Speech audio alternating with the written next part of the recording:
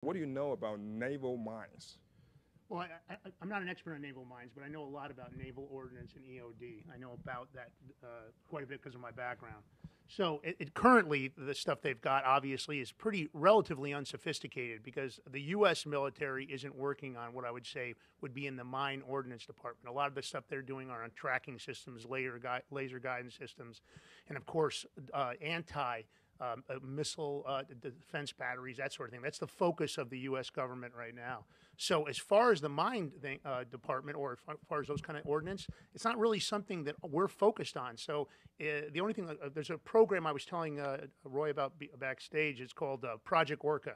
It's unclassified now, so you can talk about it. But they can identify where the U.S. has a program that actually looks at the top of the water for movement, and they can identify where any UAV, underwater vehicle, is anywhere in the world just by the displacement of the water. It's a program that was designed after actually it was used in the medical industry on blood. So now that that is what they do, they know where all the vehicles are at for every country. So I believe that the U.S. is overly confident of their ability to identify underwater vehicles, including drones, prior to that. So mines would be one of those areas that could be really dangerous, assuming that there's new technology. George, do you agree with Lance? 100% I agree. And, you look at that information is not classified anymore. So you have to look at what they have now that's not, still classified because the advancement of technologies.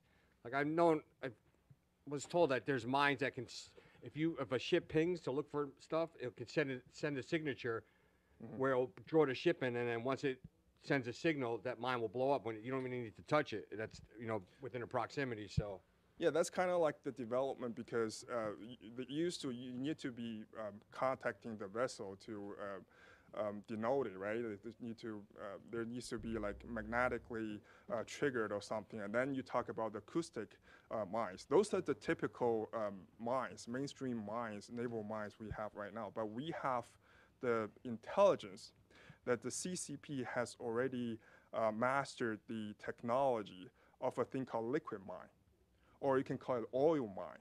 It's on the surface of the water. And then anything solid has any contact with those things, there will be a chain of explosion or fire. And CCP plans to place it just near the military bases or the military ports in Taiwan, Japan, and the US. So this is very dangerous. And also, they plan to use the technology, use the naval mines and liquid mines with a cluster, a swarms of drones or underwater drones or underwater unmanned submarines.